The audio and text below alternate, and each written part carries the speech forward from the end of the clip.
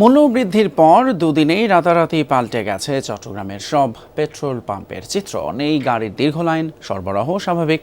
এতদিন বন্ধ রাখা পাম্পগুলোও খোলাছে। বাড়তি দামে বিক্রির জন্য এই গোপনে তেল মজুত করে কৃত্রিম সংকট সৃষ্টি করা হয়েছিল বলে অভিযোগ ভুক্তভোগী গ্রাহকদের। সিলন টি রপ্তানিতে শীর্ষে।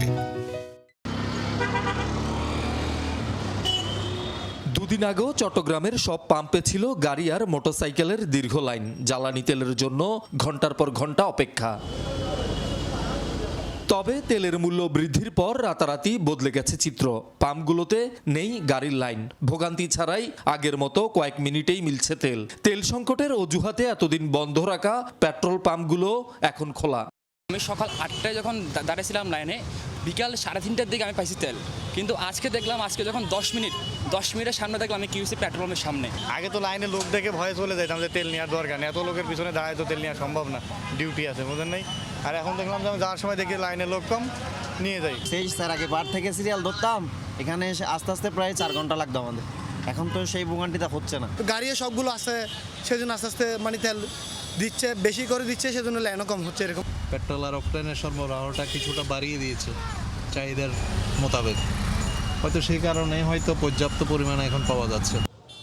গ্রাহকদের ধারণা, মূল্য বৃদ্ধির অপেক্ষাতেই মজুত করে রাখা হয়েছিল অকটেন, ডিজেল আর পেট্রোল।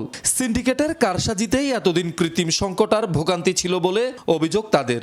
4 ঘন্টা দাঁড়িয়ে দেখলাম আমরা তেল পাচ্ছি না। এখন সব পাম্পে কিভাবে তেল দিচ্ছে 140 টাকা হওয়ার পর? আগে কেন দেয় নেই? এখন তেলগুলো কই থেকে আসতেছে? ডিপোতে যথেষ্ট তেল ছিল, আগে দেখতেই ছিল। এর দাম বাড়ানোর জন্য ক্রাইসিস করে জাস্ট এটা একটা নাটক, আর কিছু না। ঘন্টার পর ঘন্টা অপেক্ষা করে যে তেলটা নিতাম তাও কম রেট ছিল, এখন 140 টাকা লিটার, মানে পাবলিকের গলা চিপাতা ধরে নেওয়া। তেলের দাম তো বাড়তে হলে তো কি করবো, এখন দিতে হচ্ছে, এছাড়া তো কোনো উপায় নেই। পাম্পের মালিক পক্ষের দাবি, আগের তুলনায় ডিপোগুলো থেকে দ্বিগুণ পরিমাণ জ্বালানি সরবরাহ হওয়ায় সংকট কেটেছে। অকটেনের চাপ কমলেও লোডশেডিং এর কারণে জেনারেটর ব্যবহারের জন্য ডিজেলের চাপ বেড়েছে। ডিপো থেকে ভালোভাবে সাফিসিয়েন্ট তেল দেওয়া হচ্ছে, সেই জন্য আগের মতো এখন চাপ নাই। এখন সবাই শান্তিভাবে খুব স্বাচ্ছন্দ্যভাবে তেলটা দিয়ে নিয়ে যাচ্ছে। ডিজেলের উপর একটু চাপটা একটু বাড়তি, যেহেতু লোডশেডিংটা বেশি হচ্ছে, সেই জন্য ডিজেলের উপর চাপটা একটু বেশি। এদিকে জ্বালানির আমদানিও বেড়েছে।